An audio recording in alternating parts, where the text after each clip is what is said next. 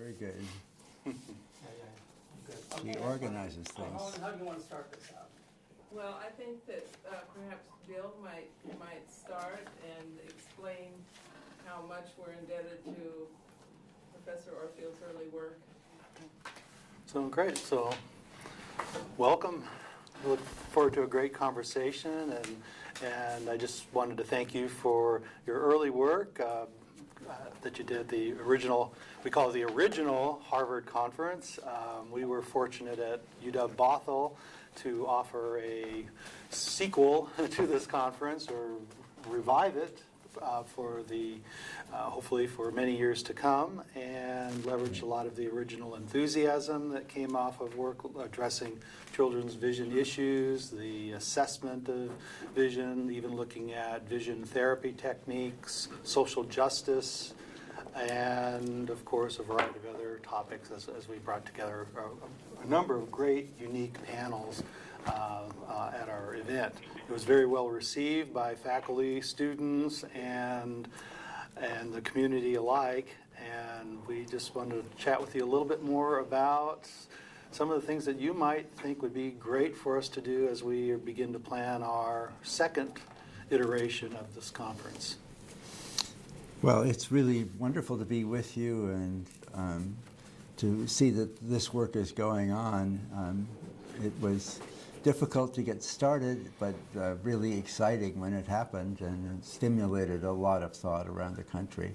And I think that having seen these kinds of results that are achieved with children, and living through vicariously the experience of years of Antonio Orfield's work at the Mather Clinic in Boston. What we were talking about was how important it is to carry on the work that was started years ago at Harvard, and how difficult it was to get it started, how exciting and how energizing it was when people came together for that meeting and really launched a lot of initiatives. I am not an expert on vision training, but I am an expert on education and equality in American society. So I was very strongly motivated to get the message out that there was, as we called it at Harvard, an educational problem we can actually solve. Because most of the educational problems in this country are rooted in very deep kinds of inequality. And you have to confront very complex changes in schools and institutions and funding and legislation and so forth. But this is a problem that, if it's appropriately recognized, there are appropriate treatments for it, and children's lives can be changed.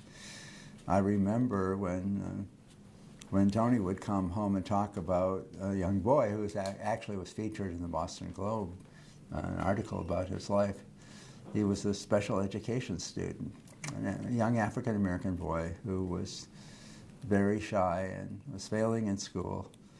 And after he got vision treatment, he became a very strong student. And his whole attitude, his whole life had changed in a way that was very powerful.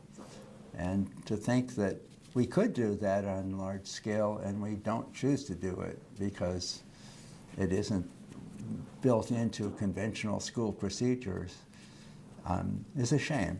I mean, I think the fact that we do vision tests that are good for the days when you're used to copy things off the blackboard and write them on your slate in the one-room school aren't really appropriate for the day when you're reading on the web and you are you're working with completely different kinds of media at close vision. Using the new slate, Yes. which is now 2 feet or 1.5 feet away from your eyes. Yes. So it seems to me we don't have enough problems in this country that could be solved this readily. And the shame of it was that it really wasn't documented in the research literature. And there was this problem between the optometrists and the ophthalmologists about what was appropriate to do and what should be privileged as a treatment. That had created a major barrier to making progress in this field. And it seemed to me that we needed to generate a research literature and to create communication among the different therapists who were doing such good work in different parts of the country, but largely unrecognized, not really in good contact with each other, and not making enough contact with public policymakers to actually get the resources to do this on scale. What we actually did was adapt a model that I've often used in research process to get this thing organized. At Harvard, I ran what was called the Civil Rights Project, which I also run now at UCLA. We transferred it from Harvard to UCLA in 2007.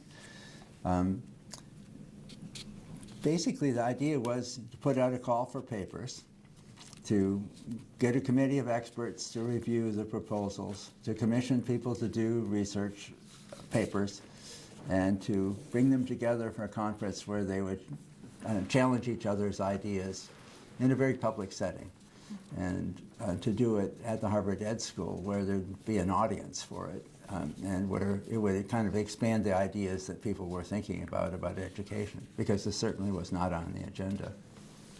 Did that forum work pretty well, yield some results? Or? It was very exciting. I think that when everybody actually came together and listened to each other's experience and read the papers that had been generated, there was a feeling, this is a movement. This is something that didn't just happen in this clinic or that clinic, but it happened in many places. And there was a lot of convergence of understanding by people who had started out completely independently with very different populations. And many of the doctors who were involved were working with very disadvantaged children, and had a kind of mission about it, but were so absorbed in their day-to-day work that they weren't really communicating it, and certainly not documenting it sufficiently to really change public policy.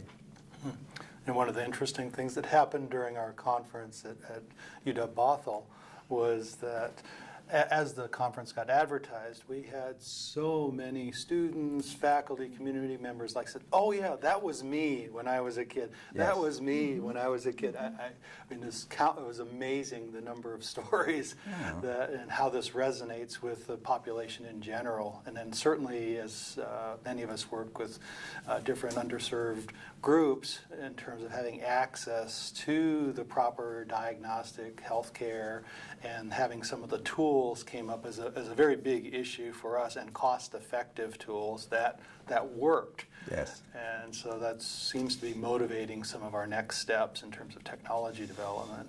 One of the things that really upset me as I came to understand what was going on in the clinic at Mather School was there were a lot of kids who didn't need complicated treatment. They just needed appropriate lenses, and they just needed appropriate spectacles.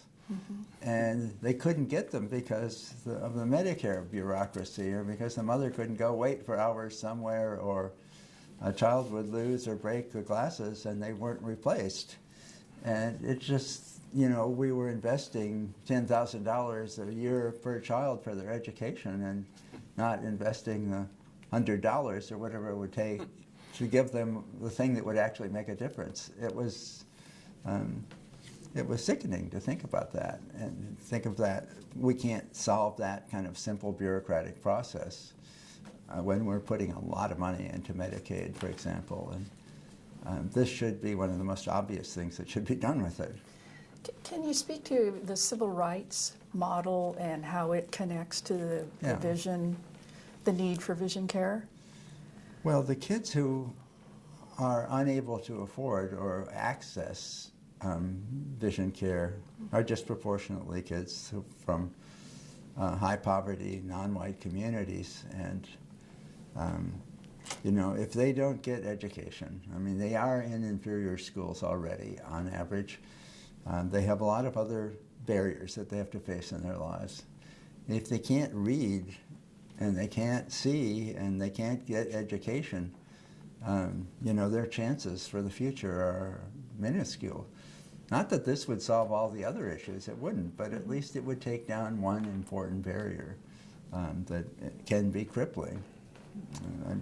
we, Tony used to come home and talk about these kids who were just, looking down on the paper like this, bouncing around, trying to see a line of numbers, and, were thought to be stupid.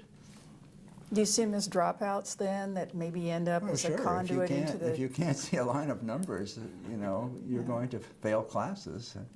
If you fail classes by the time you get to 9th grade, you drop out. I mean, we did a national conference on dropouts, and but when you start high school, if you start failing classes, the probability that you're going to finish just goes away, and the probability that you're going to end up in jail goes way up, because especially for young men, if they don't get educated and they're unemployable, there's no welfare for young single men. People don't understand that. If they can't earn their living in the society, they're going to take it somehow. They don't really have any option, and they're going to live on the rest of us. They're going to be predators, because we haven't made them producers. We haven't made them able to contribute. And there's a lot of dimensions to this, some of which were talked about in the presidential debate last night. But one of them is to make sure that they have the capacity to learn. If you think about it, what I found out when we were getting into this is that there's actually been a lot more research on hearing and reading than there has been on seeing and reading, which was kind of stunning to me, because apparently there had been earlier on, decades earlier, someone who had a very simplistic model of vision training that had gotten a lot of publicity and then had failed. And that had discredited the idea of doing research in this whole field, where the appropriate scientific response to something like that is, if this rocket doesn't fly, let's try another one. Let's figure out how to do it. But apparently there's been a major cloud over the field for a long time, and that was a shame. And the problem remains. So there needed to be some energy put into thinking about how to get a solution on the agenda. So what is the outcome of your forum in Boston? Because I am a data analyst, Yes. and I need measurable outcome out of this meeting. Yes. And what was the result of your meeting? Well, I think that the result was to, I often think about evaluation research, so I think about this kind of thing altogether. The results usually aren't as clear-cut in something like this as they are, if you mix sulfur and some acid together and you get a product. When you're trying to do something like this, you're trying to create a movement, you're trying to generate a body of research, you're trying to intensify communication within a field. Ideally, you're trying to create a network that will move science forward. I think that the tangible product was that most of these papers were published in significant journals that people all over the country read, and that made people think about it. And these people who went to the conference got to know each other and became a kind of a network. But they didn't change the national policy. That's the kind of ultimate goal you want to have if you keep this up. And this conference wasn't repeated. It was a one-time event. And it was done with virtually no money. There was never any significant money to do this with. It was Harvard agreed to provide the facilities and so forth, and everybody basically did their own work, contributed their own paper, and so forth.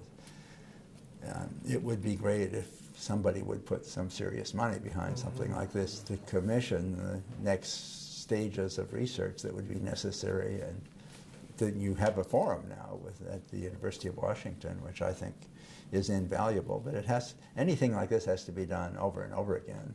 That's how science moves. One of our issues in Washington State is this idea that in our law, we don't allow for near vision testing. Oh, that's stupid. Yeah, okay, good. I like that very clear summary of it. And that, you know, we brought it before the legislature, we rewrote the law, but it almost made it through. Yeah. We're still looking for ideas to push these legislators, and so one idea that Fred, well, all three of us are working on, where is the research that we can show these folks, so they show that the testing actually works and the intervention actually works. So is there a body collection of research? I don't, you know, as I say, I'm not an expert on this, and this is the only event that I've been intimately involved with, except for writing a couple of articles, or the introduction to Antonia's book. In the fields that I work in, you have to figure out a way to generate an ongoing research discussion. And that takes a network, and it takes a little money. You know, it takes a little money to encourage people to, say, take a month or two and put their data together and to organize it, or bring a methodologist in to look at it and figure out how to present it. Because good research has to be peer-reviewed, and it has to be, it has to be discussed. Research is iterative. Each stage you get a little better. So there has to be a repeated dedication. And ideally, there needs to be some serious research. But what I said at the end of the conference, as I listened to it as a non-expert, but as an expert in how research develops, was, you know, obviously we need some significant national studies that would really document and create metrics. That's what's necessary. I mean, somebody needs to put the money forward to generate this ongoing process. It wouldn't take a whole lot, but it would take some. Dr. Winters? Yeah. Dr. Winters? Yeah, I'm very impressed in Washington State, you know, and Dr. Winters is providing all this research and with statistically validated data. And I just talked to him yesterday about the new technology that they're doing, you know, in the process of assessment and how to diagnostic test, something like that, and treatments like that with new technology. And I'm very impressed with Bill and his students, you know, with the application of technology, computer, to facilitate, you know, in diagnostic tests and treatments of this problem. I wonder if you could generate a kind of an experience you could give to legislators and policymakers that shows them what it would be like to look at a page the way that these young people see it. You know, if I think we could do a simulation model, if you absolutely. could simulate it and put them into a, you know, the equivalent of a trainer that they give to people who fly airplanes, and just put them in there and say, now this is what it would be like if you couldn't focus stably. This is what it would be like, you know, if these different conditions existed. I think it would make a very dramatic kind of understanding. Yeah, we have that. As people, you Something- take one of their something like- bills, you know, one of the things they have to read every day, and put it in there. Well, Yes. something like this, that, that's Yeah, not but something mine. more dramatic. More dramatic. More dramatic Yeah. than that. Yeah, no, so- I Would, I can visualize this, yes. I'm sure you can. Absolutely. And Because I think they need to be shocked into it. It's so absurd to think you can put a lot of pressure on a school and punish the school if the kid can't pass the test when the kid can't even see the test. Exactly. I want to make sure, Dr. Winters, are you still online? I certainly am. Yeah. We know you have to leave in a few moments. We wanted to make sure you had a chance to ask a question, or? Yes, you know, I did have a couple of comments I'd like to make. First of all, just on the topic we're talking about, there's a wonderful video that was put together by some optometrists in Canada. Video, what they did was they took, well-produced, they took some teachers And they did. They simulated amblyopia. They simulated double vision, and had these teachers do some simple tasks that they needed to do, schoolwork and whatnot. And it was really, it's about a 10-minute video. It's very, very powerful to show these teachers talk about how difficult it was. They were getting headaches and just very interesting. But more broadly, what I wanted to just state is what a pleasure it is to speak with you, Gary. I'm a pretty young, I consider myself a young optometrist that is in this field. In fact, I have a vision therapy only. This is all we do is vision therapy. Well, that was what Antonia's practice was like. It was only vision therapy. She never actually made glasses for anybody. Well, yeah, we just kind of consider ourselves a referral center, similar to an orthodontist. Yeah. But you know, the work that you've done is almost legendary in my circles. And Well, it really wasn't me. very much appreciate it. I'm sorry? It really wasn't me. It was the people who actually do this. I was just an agent for bringing them together. Well, and we appreciate that. The climate that I have started my practice in, I think, is a completely different climate that existed 15, 20 years ago. And we've had, you know, there is some good research out, some research that was even done by the National Institute of Health now. And it's really gotten us a foot in the door. I've had ophthalmologists, pretty much every ophthalmologist in my area, refer patients to me. And so it's a great time to be in this field. And yes, I think we have some big things that we need to accomplish, but a couple of things that we are trying to do. And I have a nonprofit that we've started, and we're working with some of these school districts where we actually have conversations in the works with 2 school districts and 1 public school, where we're trying to do a pilot program to be able to get some of this research that we're talking about, where we would do screenings, find the children that need intervention, and then have some interventions that we would do there at the school. Because just as you said, it is a civil rights issue in that I found there are so many children out there that have issues that don't have the means. I mean, their parents are just trying to get food on the table. They don't have the means to be able to bring their children to a private clinic once a week. It's just outside of what they're capable of doing. And so to be able to provide this kind of intervention in school, I think, would be something that could make a big difference. Fred was talking about a screening that I just found out about. I just sent an email to a couple of you. This screening was developed, the military said the same thing. We've got to do more than just look at distance visual acuity. And they asked someone to put something together. And this company now has this technology where under 2 minutes they check not only visual acuity, but they check convergence, they check accommodation, they check eye tracking. So they're checking a lot of different areas in a very short amount of time. It's brand new technology, so it's a little untested, but it is exciting. There's some really great things happening in the field right now, and I just want to commend you for helping this movement, because I think it's an important one. Well, I think that the stories that you hear from the people who do this therapy are so, so moving, because it's something that actually can change the whole way a person thinks about themselves.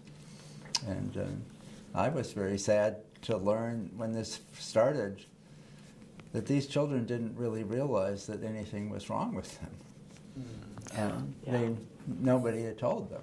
Nobody had ever checked them. And the teachers really weren't trained about how to notice what was wrong. Some teachers did, but others just didn't. And,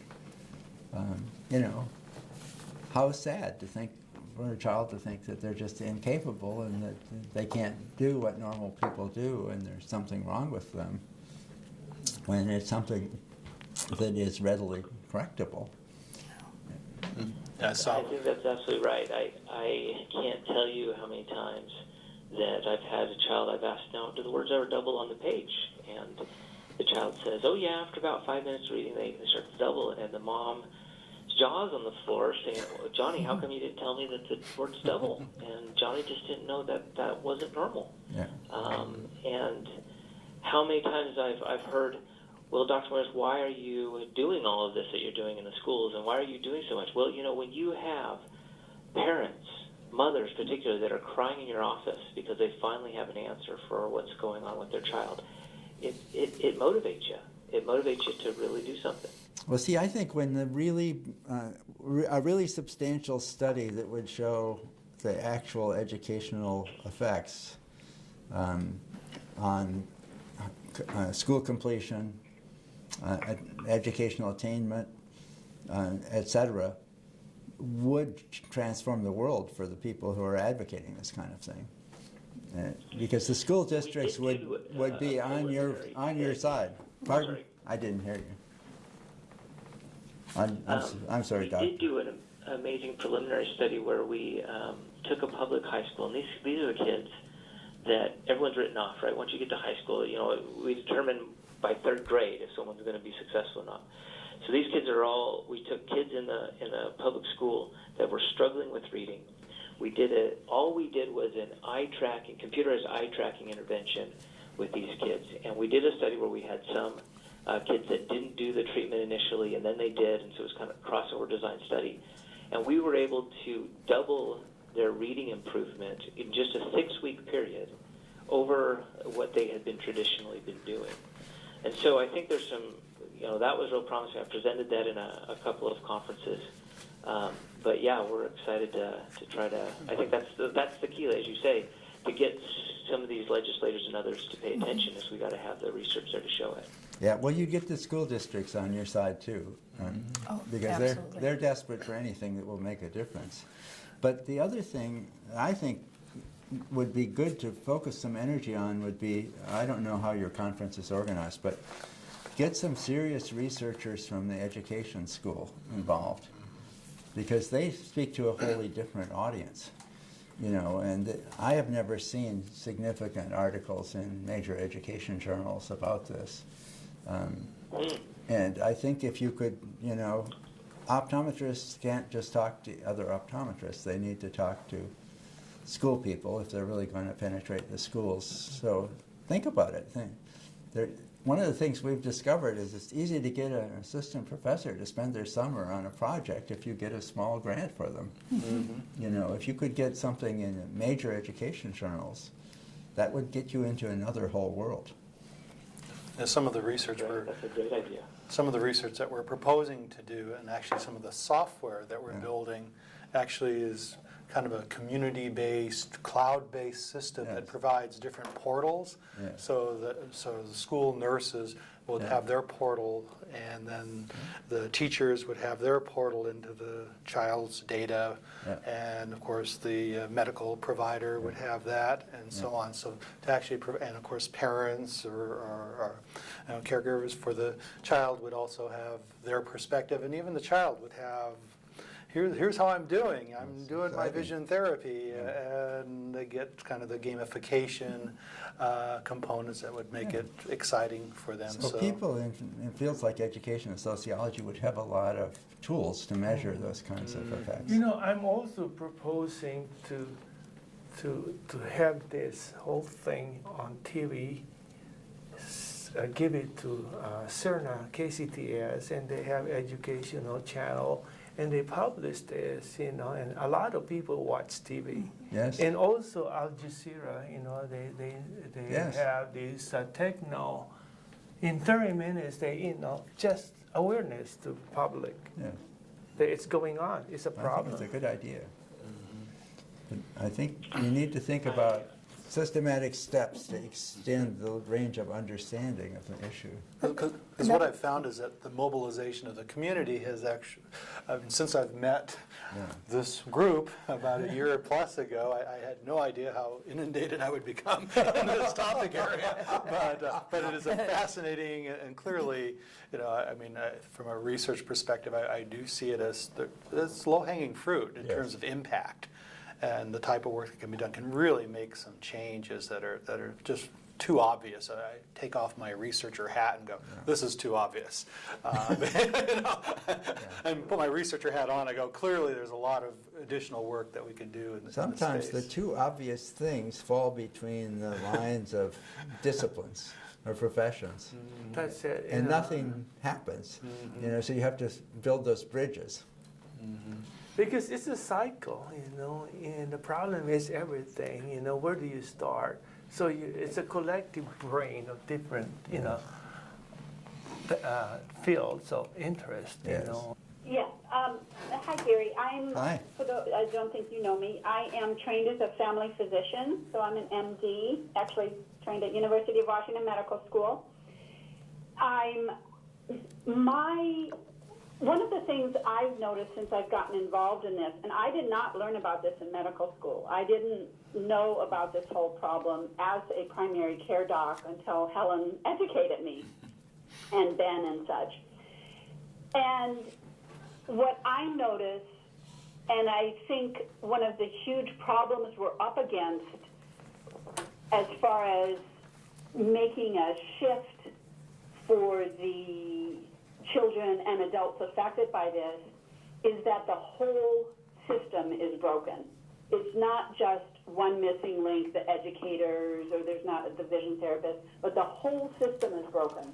And from my perspective, as my training as a primary care doc, docs don't know about this. And often primary care docs are that first link, are the gatekeeper, so to speak. Parents will come in, my child's having problems at school, is there a problem? Docs do a smell and chart, no, eyes aren't the problem. And so that's what mom or dad believes, and then they go off on something else. In addition, Ben kind of referred to the animosity sometimes between optometrists and ophthalmologists, and ophthalmologists, of course, are MDs. Perhaps that that's another issue. On top of that, in the medical profession, we have this statement made by the American Pediatric Association that, the statement actually says that vision therapy does not work for learning disabilities, but somehow I think that gets translated to my colleagues and my peers as vision therapy doesn't work, it's bullshit. And you have you have a whole field of very powerful people who are gatekeepers with this view of vision therapy. But on top of that, again, this sense of it's a whole system.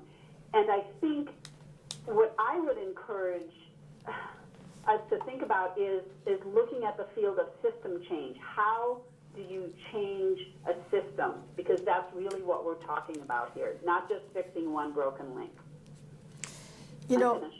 I think it's more than just one system, though, Mary. I think it's all the systems together. That maybe that's the systematic or the system change, systemic change. Each field has its own system. Right. They're all broken, all together, and the whole system that should be embracing and helping children to reach their optimal capabilities. It's just the whole thing is broken, and kids are falling through the cracks in the Grand Canyons right and left. Well, I'm a political scientist who works on race relations in a time when most of civil rights laws are being eliminated by our Supreme Court. So I understand exactly what you're talking about, systemic problems. Our approach is we do work on thinking about different systemic models. At the same time, we work on subverting these lines of separation and creating positive examples and developing the research base to inform the discussions. You have to do it all, and each person can't do it all, but you can be part of a broader change method. Obviously, in the long run, in the healthcare field, I think we need to have a different model of funding healthcare, and we need to have different reward structures for people who practice, and many other things. But they're not going to come soon, and in the meantime, we need to figure out step by step how to create the intellectual structure and the examples and document the advantages and so forth, so that can be ready if and when big changes become possible. You had talked about. I'm sorry, I'm going to have to jump in here. I've got to, unfortunately, run to see a patient, but it was an absolute pleasure to speak with you, Gary. Helen, thank you for putting this, to bring all these people together. But I'm going to run here. Dan, it was great hearing from you. This is Stephanie. I had to get off the call, but I'm back in the office now. Hey, Stephanie, I bet you're excited about the Cubs. Oh, ecstatic. I forgot about that. My wife's an Illini grad, so she's even. Who would have ever Go thought? Cubbies, yeah. I just wanted to jump in before, and greetings again to you, Gary. Long time since the conference at Harvard. You recapped it wonderfully, and I agree. Kudos to, in agreement with everything you said about it, as far as being one of the participants. And it's unfortunate that we're still talking about it, and it still hasn't, the fruits of our labor has not come to the legislative level.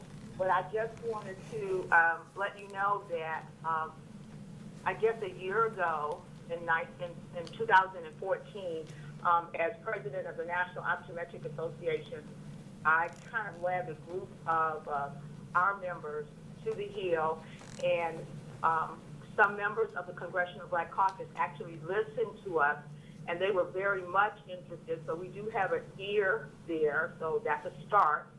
And we were able to send them some research because Paul Harris, who's a professor at the Southern College of Optometry and also the president of the Optometric Extension Foundation, who definitely, his sentiments, he was part of that conference, and he is definitely in agreement that this needs to be a legislative action type of thing to move so that it's a service to all children that need it, where it's not a barrier to those who are underserved.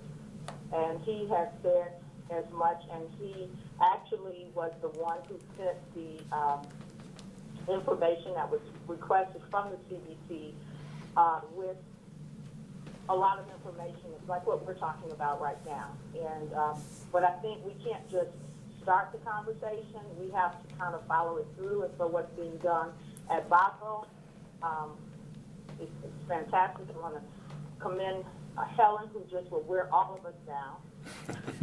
In it. So thank you all. May I ask a question? Sure. Special education dollars might Yes. be a resource for us, I Yes. think. And I don't know the special education law well enough to know, but it seems like these kids could be, before they even enter special education, could be tested for some sort of vision problem and some intervention made. Do you think that's a possibility? Well, I think it's something you should definitely talk about with special ed folks. Because special ed is one of the biggest expenditures of school districts around the country, and it is not discretionary, it's a right. So if you can define these problems as a condition of special education, there's a lot of funding that could be released. And there is a lot of funding that's probably going into learning disabilities that actually has some kind of vision roots. And this would be a really excellent area for some kind of combined work with people who come from the vision field and educators. Special ed is a funded, seriously funded part of American education, and it is a right. It's the majority of the funding for special ed is LD. Oh, okay. True. I wanted to jump in here. You were saying something about this funding coming out before the kids have to be diagnosed with special ed to use the special ed money. But the program that I discussed at the Harvard conference was basically funded out of Title I money because that was money that was for intervention prior to special education. So if we still have Title I and it's not gone away, maybe that will be another area to looking for funding is Title I. Well, I think that that's right. Title I is for schools with concentrated poverty, and there's a broad range of things it can be used for.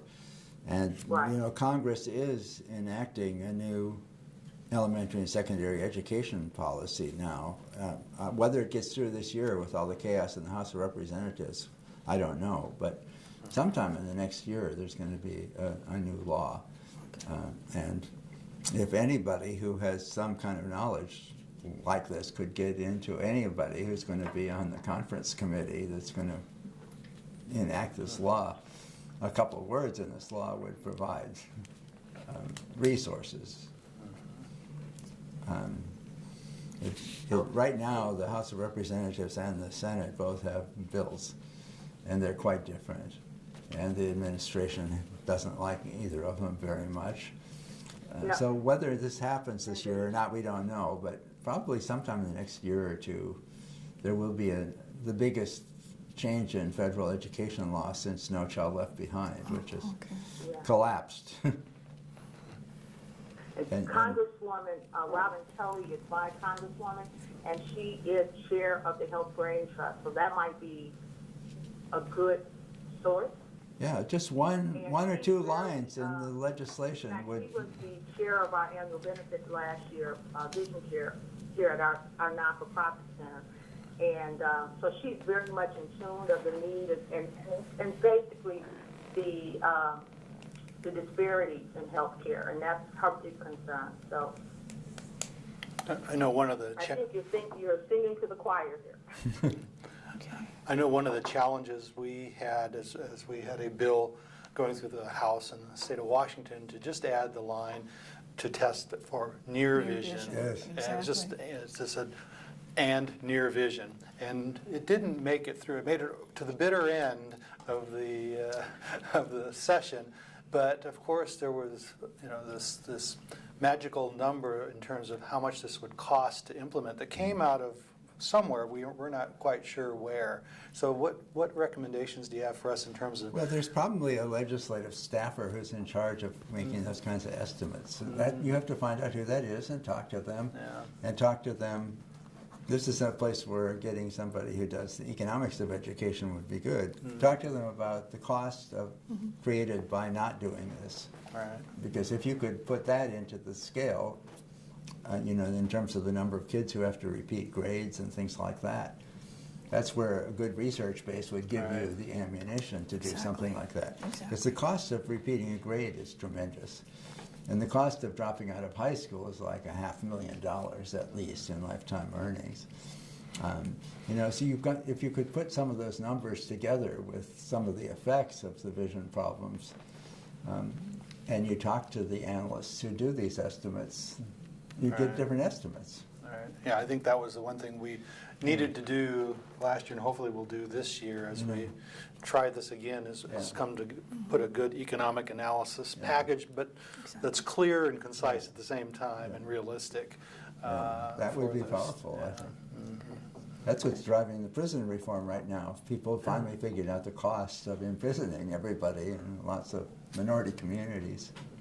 So are people believing the numbers that get brought forward, or are they saying, are these have been? Well, actually, both parties are now beginning to believe it in the prison reform movement. One thing they're kind of sort of coming to agree upon. You have to think about all of the different stages of these things, because you're talking about moving institutions into a different way of thinking about an important problem. That's why I think if you could show these legislators and policymakers what it's like for these kids to actually look at a book or a computer, it would make a big impact. I think it would be huge, and put it in a relevant context for them, and give them in a short period of time, the long-term experience. Just take Senate bill number such and such and put it up there and show what would happen if all the numbers jumped around. Evaluate this bill. Yes. And we need your vote. I think educators, if they knew about this, would be on board with this. I think a lot of educators don't know. Well, you and they need don't to know get what some to do about it. educators involved in some of the research, Absolutely. and they need to be speaking to their community. We need the Katie Johnsons of the world. Yeah, Yeah. yeah, because it would require, to change institutions, you have to speak to each profession. Right. You know, each one that controls part of this thing. Mm-hmm. And that's an uphill battle, but you could get people excited in another way. You know, in education research, there's very few things that actually do make a difference. That's why we had the title for the conference. You know, a problem, an educational problem we can actually solve. Because many of the problems are rooted outside the schools in conditions of inequality in the families and the communities and many other factors that can't easily be solved with education policy. But if you could bring the healthcare system and the education system together in the right way on a research-based treatment model, you know, you'd save money and you'd actually make a difference for those kids. I know in some of the conversations I've just had in the last year or so, I've talked to some individuals who are school nurses, I've talked to some teachers, I've talked to you know, some legislators, and each person says, well, I could do that, but I don't have permission to do that, or that's actually being considered outside of my realm. Then you talk to the next person, and of course they're pushing it to the other side, and so there's a lot of, I'd love to do it, but Well, I'm worried you know, about stepping on someone else's toes, essentially, in look this at process. the change in discussion we've had in the country about preschool education. It really wasn't on the agenda very much 10 years ago. Nobel Prize-winning economist at the University of Chicago, James Heckman, did this study that showed the lifetime effects of early preschool education. And it got on the agenda every place. Because he had some very powerful numbers and a way of explaining it. It maybe got on the agenda excessively, even, because people kind of see it as a panacea now. But you know, things like that do change the discussion.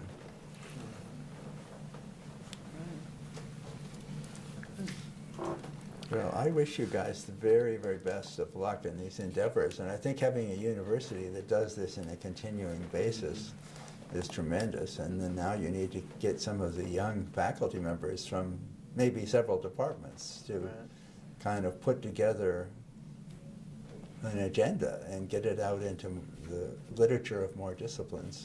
One of the concepts that we're looking at is establishing some form of a center, and That would be wonderful. And I do have some engineering, electrical engineering faculty on board, some educators. We've even gotten some interest from the private sector, possibly because there may be some tools, There could artifacts, be serious software. money in this. Yes, yes, and so I've presented the concept to a couple of groups, and they're going, well, you know, everybody's a little bit waiting. You know, I think everyone's interested, but we just need to get past that energy of activation to make it all happen. I think, of course, you know, funding, we do need some seed funding, and getting that started is going to really allow the center concept to happen. Of course, the university wants to see a funded model, of course. So do faculty, of course, so they can have some I don't know whether your university has it, but I know a lot of universities have a little fund to generate interdisciplinary research, crossing over between departments and schools. I bet there's some money like that in the University of Washington somewhere. Yeah, I think so too. Yeah. And we just have to have a coherent package to put together. And with faculty, senior faculty from 2 or 3 different parts of the university. You know, That's what moves things. Right. Another piece too that Bill and I have talked about this is making a coalition maybe of universities. Not just the University of Washington, but bringing in other researchers so that you know, we all are behind this vision center and maybe doing research out in the field other than the University of Washington Well, what too. we do, and we've started research in many fields, you know, in our civil rights work. We define a problem, we get a group of researchers together to commission a call for research. We put it out in the country. We offer people a little money to spend their summer working on one of these aspects or something like that. And then we create a network where they can talk to each other continuously. That's how knowledge develops. It can develop fast. But Right. It takes a system to do that. We have to influence the zeitgeist here Yeah, in this case. Well, that's exactly what Right. what has to be done with a new idea. Right. Well, I hope you guys have great success. Well, thank you. Well, I think the main thing that we just discussed, I observed, is education. Education and funding, grants and research, those are the three main factors that to be considered. Well, and the Department of Education, I've dealt with grants with them, and they're always looking for new ideas, especially in the area of poverty, or in the area of Indian education, or black students, things like that. They're always looking for those kinds of ideas, and since these kids are the ones mostly at risk, that's where I think the money would come. While waiting for Hellman, I just devised this. It's in 30 minutes, I just did The that. answer is right here.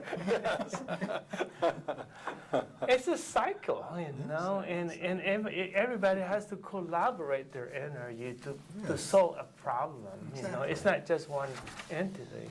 And the thing about it, which was so apparent in the Harvard conference, is when you get people together who care about this and have their hands on some piece of it, they all excite each other. They all get a new burst of energy and a mission. And that has to be done continuously to really break through. Yeah, that's ongoing. Yes. Well, we are looking at a lot of what we call CBLR, community-based learning and research models now. And I Yes. think they're gaining a lot of traction. Yes. The other problem that we had, of course, in academia was, or still might be, is that people always want to publish within their own discipline, Yes, of and course. sometimes That's how they get interdisciplinary. promoted. That's how they get promoted. So, Exactly. so to help encourage, and now that more venues are available Yes. that are considered more top-tier journals and publication venues for this type of work, I think that's going to help us a lot as well. One of the things we do with our research is we try to stimulate interdisciplinary research, but we also try to help the authors publish a version of it in their own discipline. And it works. It works. We say, we want to publish the piece that goes to a broad public, or to, in the case of this, what we're working on right now, to the Supreme Court, or something like that. They don't get any credit in the academic world for that. Right. But they get the experience of doing something that really makes a difference. But then we try to help them publish a version of it in their own journals. And that's what they get promoted for. Right, exactly. So it's not either or, it's trying to do both. Trying to do both, yeah. And, in the academic world, somebody who figures out a way to bring in a new concept into their discipline gets a lot of credit. New ideas. Yeah. I'm sorry to be late. I apologize.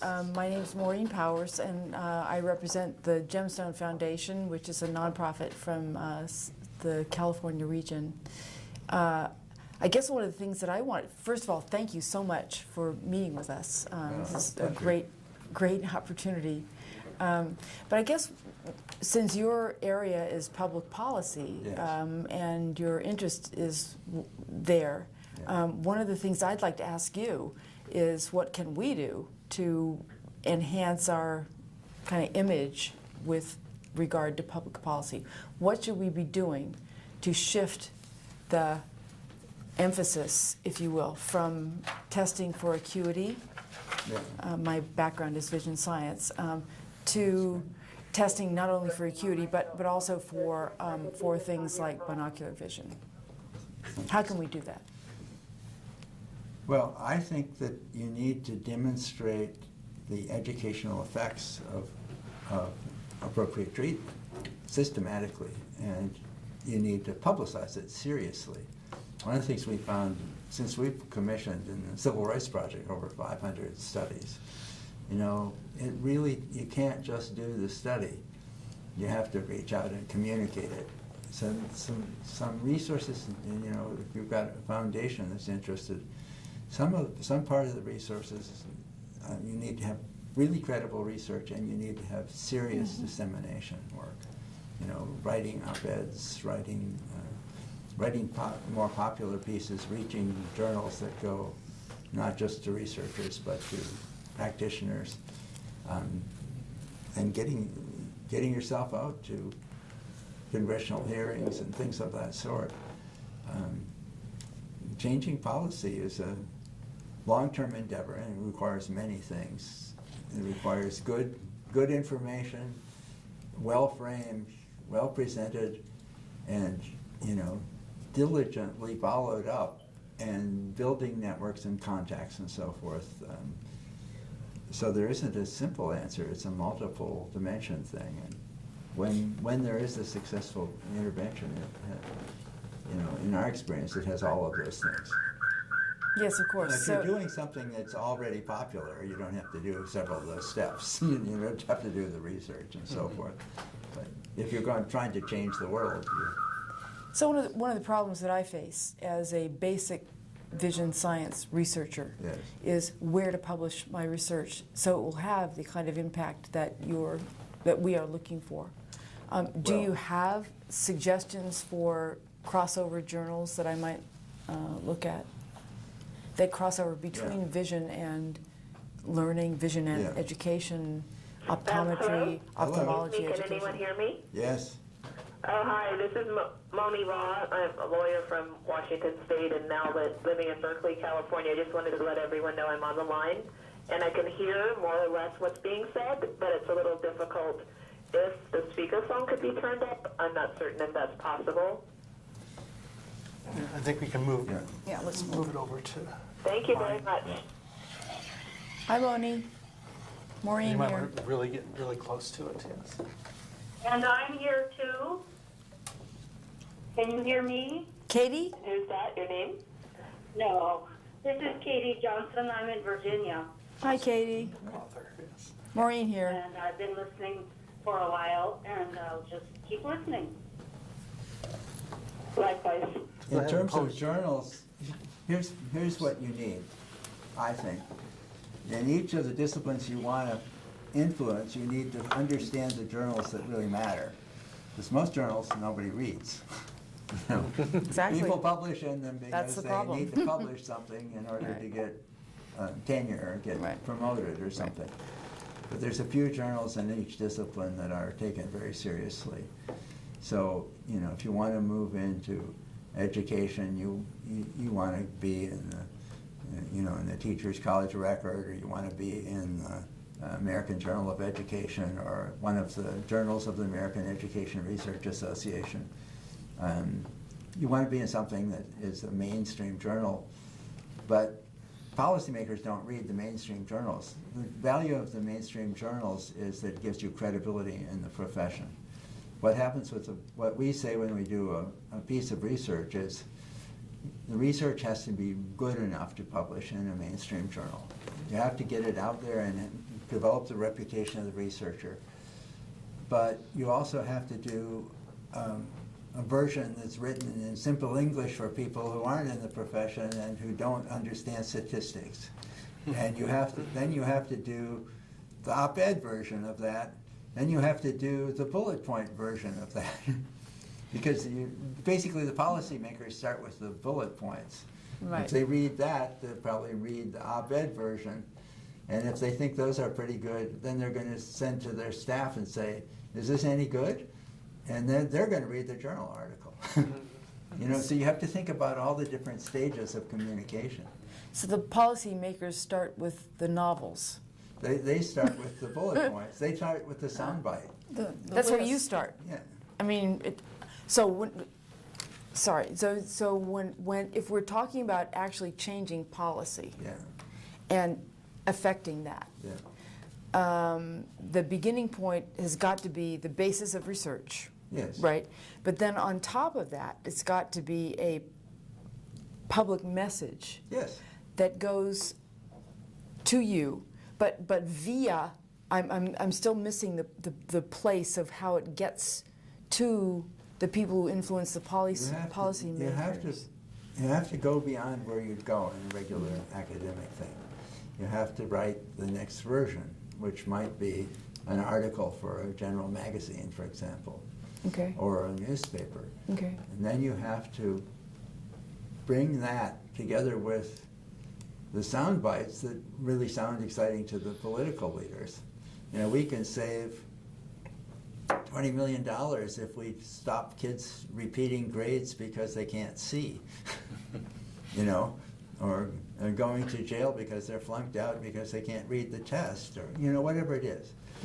You know, once you get some of those numbers that will grab people's attention, tell them that it's a win-win, you know, that they can save money and do good at the same time, and that there's actually a basis for making that claim. You know, then you've got their attention enough. And then if you get their attention, then you have to keep after them, because everybody's pressing them all the time. So, you know, you want, when the legislation comes on the floor, you want to have your team down there making sure that somebody doesn't tell them that this is crazy as they go into the elevator to go vote on it. And that's what Helen and Katie are for. Yeah, exactly. They will make that happen. But, you know, changing public Ride the policy elevator isn't up. easy. Everybody wants to change public policy on something. But to do it really well, you have to follow all those kinds of steps. So I have to ask, I'm Now, if sorry. you can get some groups behind you, you know, in education policy, the teachers' organizations and the school boards associations, those are the two most important groups. Yes, of course. You know, you can get those people on your side. The people who make policy are going to listen. So those are the most important steps. And in terms of this problem that you've been involved with for many years, you know, it seems to me obvious what we need to do, but it seemed to me obvious for about 15 years now. And we haven't made a whole lot of progress. Given that we haven't, what do we need to do? Do we need like a big bombast? Do we need where do we need to make our impact now? Do we need to make it with research? Do we need to make it with talking? Do we need to make it with marketing? Where do we? I think that, you know, you need to pull together the research that exists in a really good synthesis. It needs to, you need to generate an ongoing research program that produces new findings regularly, and you need to get them in really good journals. You know, that's a step, a really important step. And then you need to do all of the other steps we talked about. So let me back up a whole lot of steps and ask, what if there are no really good journals? Okay, so as well, there are really important journals, whether they're really good. okay, yeah, I take that point. That's very important. So we need to work with what we have in terms of the journals that there are, and public. It's really hard to create a new Information. journal. There's a million journals out there. Sure. Most No, of I them don't nobody want- reads. No, we don't want to do So that. it's much better to try to work on getting something that's good enough to get in a big journal that is actually read and everybody's going to cite. You know, you just look at Google Scholar and you'll see some things are cited. You know, and there's actually power ratings of the journals in every field that are statistically developed. That's true, and Yeah. there are editorial boards for each journal, which are packed with people who may or may not agree Well, that's with right. our, That's you know, right, but point they of view. almost all the good journals do have a blind review process. So the thing to do when you get good pieces of research is to send it systematically to one after another until you find one that will publish it. You know, just not give up, because the peer review process is really imperfect. But it is done honestly at the journals. I've been on the board of a number of journals. And, Yeah, you know, myself it is done included, quite yeah. honestly. Absolutely, right, I agree. And I've got to go prepare for my class, so I'm going to have to leave. So appreciate you coming. It's a pleasure to be here. Yes. And thank you for your time. Thank you very much. See you. So I'm Shake not going to A virtual shake, yes. Virtual shake. And It's a great pleasure, and I wish you Godspeed. I hope to see some wonderful things happening in Washington. great. Well, we'll keep you in touch. We'll via a journal. Yes.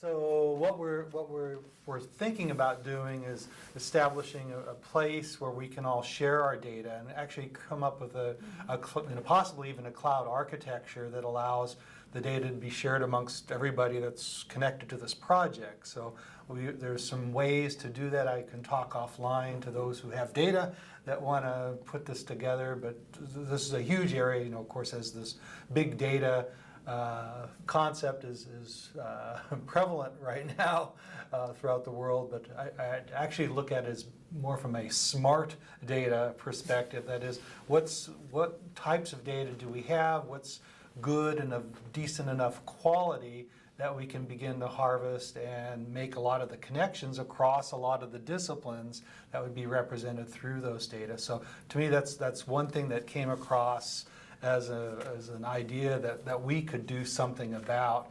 And that helps establish, you know, this notion of a center that's not just sitting at one specific geographic location, but as a center, as a concept across a number of us who are all doing different parts and working on different parts of this puzzle.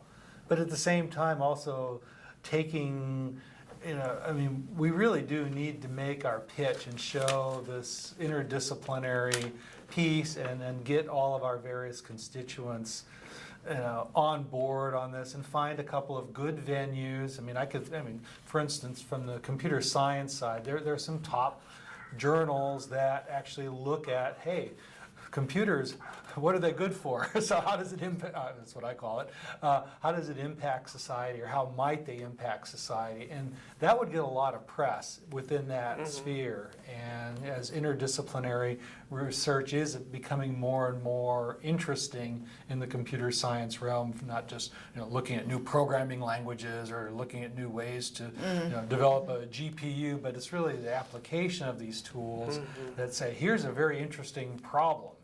You know, I mean, global warming. Well, you know, the computer scientists say, well, there's tons of data. That's a big computing problem. Well, I'd like to make this a computing problem as well that actually will yield a good outcome and a policy shift and all of these other components. And I think that's something that we as a group can begin to work on, as well as develop the accessible tools. I looked at some of the new technologies that, you know, Ben talked about. There's still an expense factor with that, and the data, you know, where are the data going to go? How's it going to be disseminated? Who's going to evaluate it? There's a cost still to that process.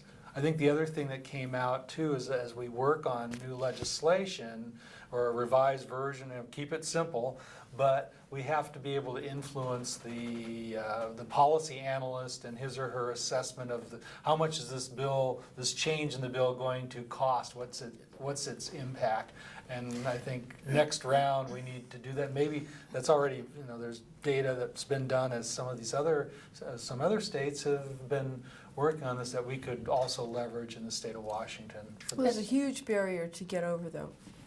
And getting to the loss to society compared to the cost. Right. What are we losing? We're losing these children in the juvenile justice system. We're losing them as dropouts. We're losing their own self-image, In the where they foster could child be system. contributing Everywhere. foster care. But showing the real, you know, Yeah, absolutely. You know, I'll put my statistician hat on. What percentage of the variance is explainable by this problem? And And then put it in a graph. Yeah. Oh, sure. Well, we're about to submit a paper which will show that school screening using the acuity chart misses about 30% of kids who have this problem. Are you talking Snellen chart or something like The that? Snellen The chart, Snellen right? chart, So you yeah. use the Yeah, Snellen chart across the that's room. not very accurate, No, well, yeah. the accuracy, even if it's accurate, it doesn't measure the right thing. It doesn't measure the thing that we're concerned about. And so we have a measurement issue. I use a thermometer to see how much air pressure is in my tire. There you go. Exactly the same.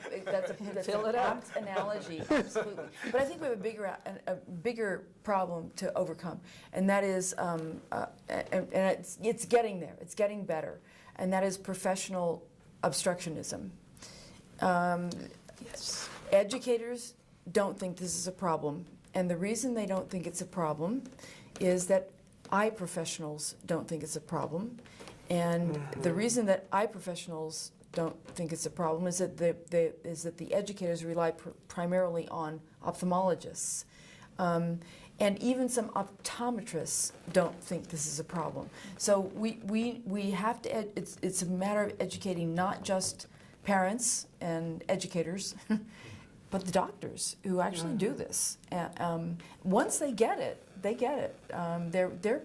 Their health, they're concerned about health and the health of the children they see. And so are educators. Of course, Doggone and so yeah. everyone wants to do the right thing. Right. It's just they're not sure what the right thing is. So we need to get them more aware of what Yeah, it is. if you give them a number, Yeah, Yeah. numbers are good. Number, data, statistically validated data, and wow. Yeah. And you're stupid if you don't understand that, the effect to the kids. Yeah. I still think, though, too, there's a problem with the permission to do the right thing, because there's kind of this role conflict, role ambiguity thing that sometimes happens on this, like, well, is that my job, or am I allowed to do this? Oh, yeah. Or that's someone else's job, or Yeah, would got they it. allow me to do this? Am I stepping on their profession, Yeah. and vice versa? I've already sensed that as I've talked with others within the field, as we're beginning to talk about the center concept. And it goes beyond that, because there's the issue of the ADA. And is this a disability for which the school districts would have to pay or not? And that's something we have to wrestle with too. It seems to me, honestly, that there's some kind of a spectrum or dimension along which kids lie.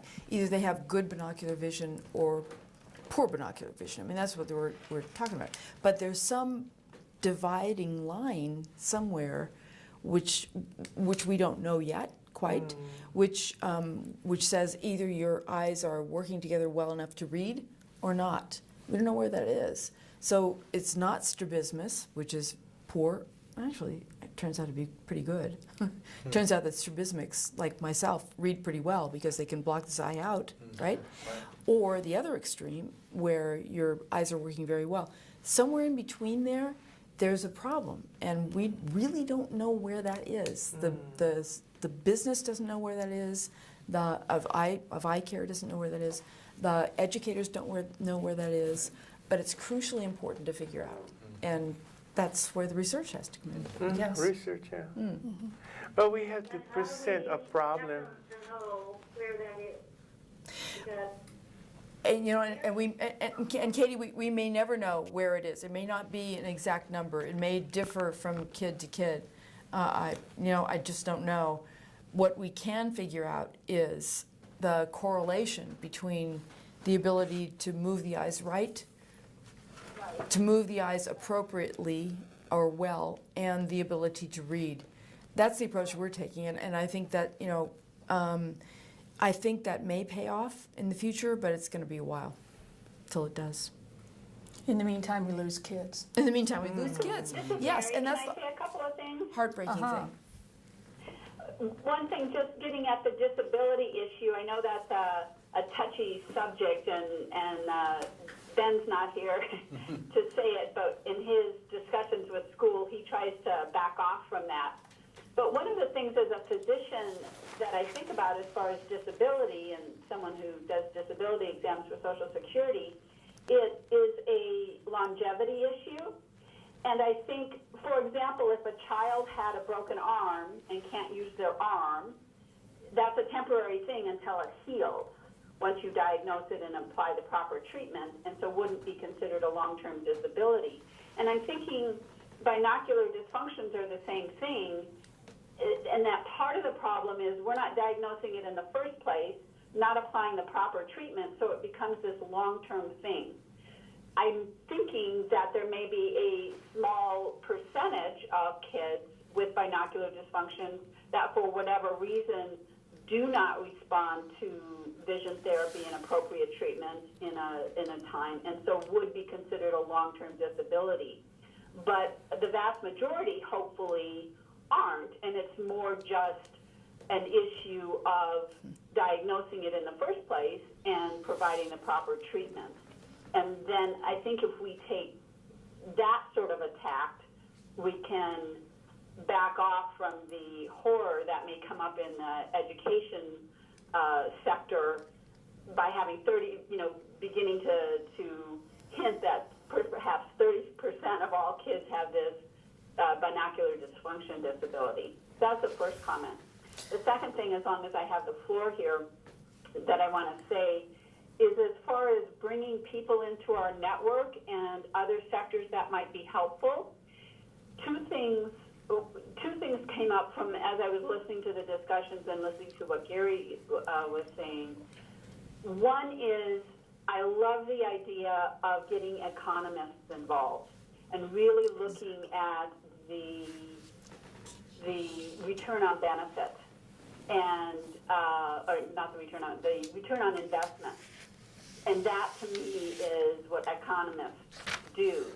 And I don't know if through you, Doug, Bill, if we can get some economists involved to really look at that and help us, once we have the research and looking at these numbers, look at it from the economic perspective and build off the work they did in that New Jersey study, because certainly they did something there. Mm-hmm. The second group that I really think that we need to get involved, and again, building off what Gary was said, is we need marketers. We need marketers who are good at getting those sound bites, getting the word out. Once we have the better studies and research, and even the research we already have, because we have some pretty good stuff, is how do we market this not only to the public and parents, but to educators and physicians, et cetera, et cetera, et cetera. So I'd really like to see if we can reach out and find people from those sectors, economics and marketing, to join the fold and bring their expertise. I cede the floor. Mary, Gary talked about getting involved with teacher associations, and that thought keeps running through my mind too, having presented at a lot of conferences. So maybe when we get everything together and really solid, going to offering, when they do a call for presenters, going to the school boards associations, going to WAA or NEA, and marketing through that way. And somebody who has a lot of passion presenting this to them and saying, hey, don't you care about kids? We're leaving them behind. And that kind of passion and that message coming through to the education associations might be one way to do it. Maybe to the medical profession, we could do a similar kind of thing.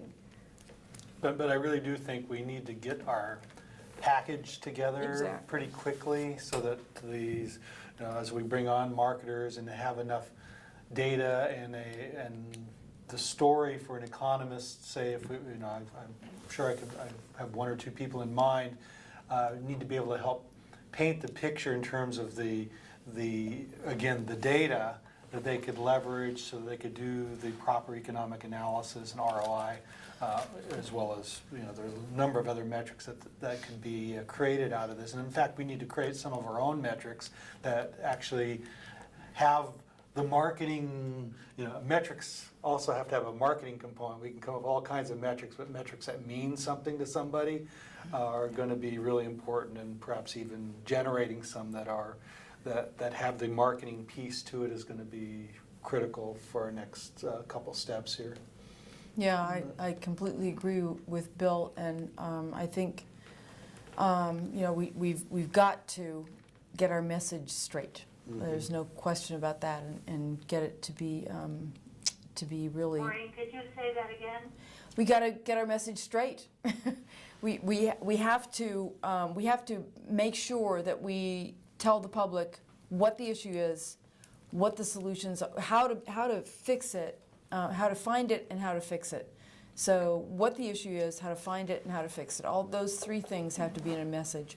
And I resonate with what Mary is saying, because one of the barriers we face is trying to sell this, and I put quotes around sell this, as a problem. Because it really isn't. It really isn't on the level of a physical disability. We need to somehow distinguish between ADA type issues and the thing we're talking about, which is more akin to not being able to hit the ball, not being able to I don't know, if you wanted to be a ping pong player, not being able to hold the paddle right. I mean, these are like physical disabilities that limit your ability to read.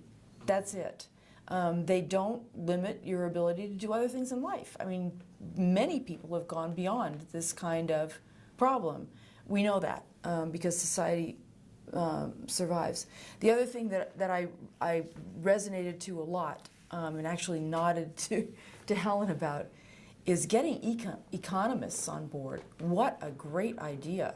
Thank you, Mary, for that. That is, and we've talked about the economic impact here, but to actually have an economist analyze the data that we have about what it costs society in terms of monetary value, that would be astonishing. And I think we should push for that. We should find someone who, and I have a couple of ideas, maybe you do too. Yeah. Who might We'll get just on throw a board. bunch of economists in a room and That's worse than psychologists. I know, oh my God. it is. Worse than But I think it's a superintendents. great idea. And the Lawyers. result will be Lawyers, cost well, that's versus bad. results, Right. and or consequences We'll put a if you micro and don't a do macro. it. Or as happens recently, no change at all. Right, exactly. You wait for it in September. Oh, maybe it'll happen in December. I think we really need to give information to the public and shock them so they would Right. give But action we have to be able to the to, legislature. Yes. we have to be able to back it up, though. I think the Yes. key thing, Yeah. maybe I'm a little, as a researcher, a little conservative on it, is that when we put it out there, we'll be asked the question, so show me what really Show me, backs up. I think yeah. we all know that Yeah. it's there, but we gotta be able to say, here is the thing, here's the other thing, here are 10 things. I mean, there's all this stuff that's out there, but we've never really mapped it in a nice way that makes sense to the rest of the world. And it makes sense to the various communities who, as Gary said, are going to look at it. You've got the policy analysts, you're going to have the legislator, somebody's going to be validating every one of these statements. And I know we all believe in everything that we're saying. However, we got to be able to convince people using the types of evidence that they believe, whether we agree with their, Documentation, why can't you believe this or not? We got to put it in their world too, because we just need one or two people to be a detractor or pull out of their pocket a whole batch of evidences. No, there is no, global warming, and then we will get into that battle. And Well, that's going to always be Yeah, in yeah. existence, that kind of but we have battle. to be confident in our Right. positioning of this. Yeah.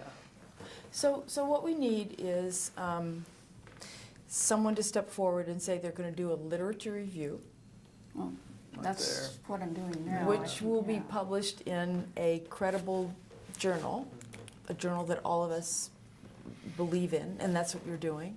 Well, yeah, but I could use help. Yeah. Oh, yeah. We've talked about doing Right. It's a Yeah. collaborative. Bill and I talked about even publishing together. Yeah. I have a Sure. big And pile with of data. Fred's help as he Yeah. analyzes stuff. Well, I'd be glad to participate too. Where is this magic publication? Yeah, So where to put it? I mean, I think that's critical, honestly. That's why I kind of pushed a little bit with Dr. Orfield on how, Where's the where do we place? put this that's going to be the place? And I think he's right. You can't just put it in a scholarly journal. We need to put it in whoever winds up publishing it needs to put it in a scholarly journal in his or her field that can get published.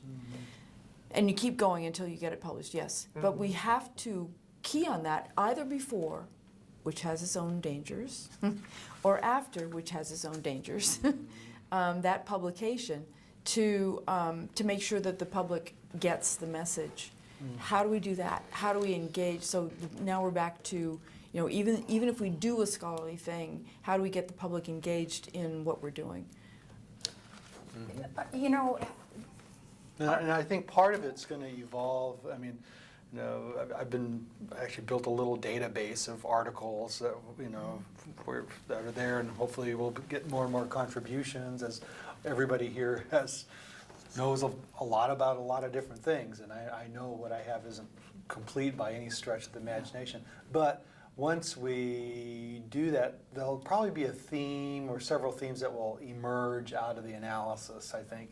And if we do a meta-analysis, if you will, on what's out there that will resonate with the scientific community, that and every meta-analysis is only good enough for the journal that it's in, but then from there I think the sound bites can be pulled out of that and extracted, and that's where we need the marketing people, even within our own group, then to do the op-eds, to do the other pieces, and point to this as a citation somewhere, footnote that, hey, that's where this came from. If you really want to know, that we're just not saying this stuff because we're passionate about it, but we're saying it because, if you want to track its roots, you can go to the source. And that's what was clearly stated, I think, 40 times during our meeting this morning about making sure that path is there, because somebody is going to, legislator is always going to, if he or she is beginning to buy into this, they're going to have their analysts say, make sure this is correct. And we, because if they say, oh no, that's a controversial area or whatever, or there's not enough data to really back that up, they're not going to go with it. Honestly, that's where, Yeah, how much do we need? Unfortunately, it's not a matter of how much; it's where, and who, and who pays attention. And I've been in statewide testimony where people have said, "Well, it doesn't really matter because it was published in optometry." Right.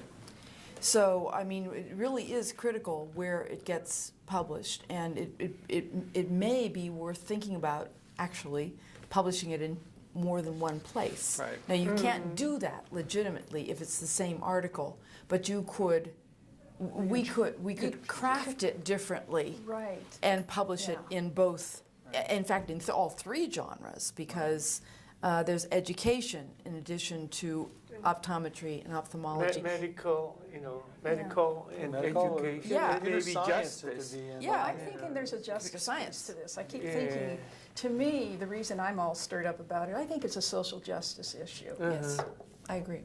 Totally. And, So I three keep places, thinking, yeah. what about I don't know if I should say this out loud, but what about some sort of a lawsuit, class action? If we had the right kind of data. That has been brought up in my circles in California multiple times. And what's been the result of the discussion? Just discussion so far. But the idea is, and I'll say it since I'm not a lawyer, as I understand it, there are practitioners who see cases and do not refer appropriately. And when they do not refer appropriately, that's grounds for malpractice. What? Grounds for malpractice. So that's the way it's been mentioned in my area. And you need the data to back it before Yes. you can bring any Could kind be of a class action. And it's the loss to society is where I keep focusing. Exactly, and suppose that it were a multi-state class action. I mean, there's a member of our board who is the active person, our nonprofit board, who's the active person I'm talking about, who is an optometrist and has voiced this, would be very interested in pursuing that. Can I have the name? I'll give it to you offline. Okay. Well, I went Just on right because. out here in front of everybody. Action against. It would be, well, and that's her problem. This is where it comes. My start would be with the fact that our legislature hasn't allowed school districts to, or required or allowed school districts to do near vision testing. The focus would be on near vision testing. Oh, so you sue the government? Sure. Okay, just wondering. Yeah. Now, this is all kind of in the cloud, so to speak, into the cloud of my mind, but doggone it. But we can't be fearful either. I think, again, I if don't we wanna be- back it up yeah. with quality, Research. quality and peer review is going to get us a long way. And the economic piece. Right. That's part of it. And then mad mothers. No, I agree. Agree. And so why couldn't we have mad mothers against, myopia? Whatever. We talked about that earlier at your house. Mad mothers.